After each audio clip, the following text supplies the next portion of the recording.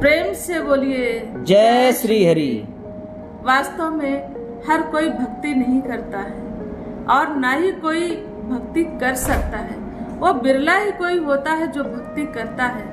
प्रयागराज में देखने को मिलता है, करोड़ों लोग आते हैं गंगा स्नान के लिए, लेकिन कहा जाता है कि उसमें से भक्त कोई कोई है, हर कोई नहीं है। तो इसी तरीके से एक बार की बात है, गौतम बुद्ध जी का एक दूसरे नगर में प्रवचन होना। वहाँ के लोगों को पता चला कि बुद्ध जी आने वाले हैं, तो वहाँ पे भारी संख्या में लोग इकट्ठा हो गए। बड़ी ही बेसब्री से इंतजार कर रहे थे बुद्ध जी का। बुद्ध जी उस नगर में पहुँचे।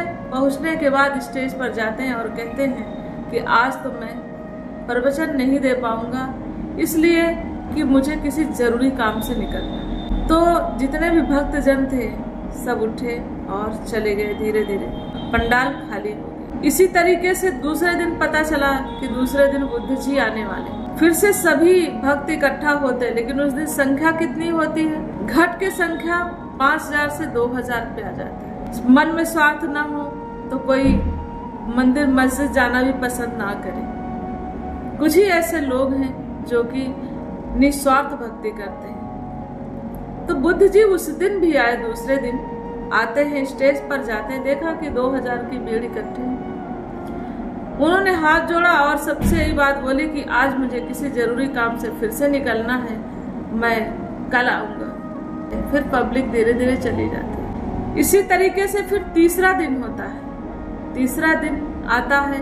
अब उस दिन बचते हैं सिर्फ 500 लोग। क्या बोलते हैं बुद्ध जी कि आज भी मुझे किसी जरूरी काम से निकलना है।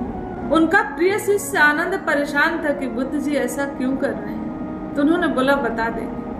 फिर वो चौथे दिन आते। जब चौथे दिन देखा तो मुश्किल से 50 लोग रहे। फिर उन सबको भी यही बात बोली, आज भी कुछ ऐसा जरूरी काम है जिसकी वजह से मुझे निकलना पड़ रहा है, कल श्योर है कि प्रवचन दूंगा। तब 5वें दिन बुद्ध जी ने देखा तो सिर्फ 5 लोग बैठे। तो बुद्ध जी ने अपना पूरा प्रवचन दिया। देने के बाद उन सबको इस पार ब्रह्म परमात्मा का बोध कराया। आनंद ने पूछा, उनका प्रिय शिष्य आनंद बोला कि आपने ऐसा क्यों किया, मुझे कुछ समझ में नहीं आया। तब बुद्ध जी ने बोला कि उस 5000 की संख्या में सिर्फ 5 भक्त ने सिर्फ बुद्ध जी से प्रेम किया और बुद्ध जी के लिए आए और बुद्ध जी का धैर्य पूर्वक इंतजार किया। तो इसलिए याद रहे, परमात्मा का धन्यवाद देते अपने जीवन को जिए। प्रेम से बोलिए जय श्री हरि।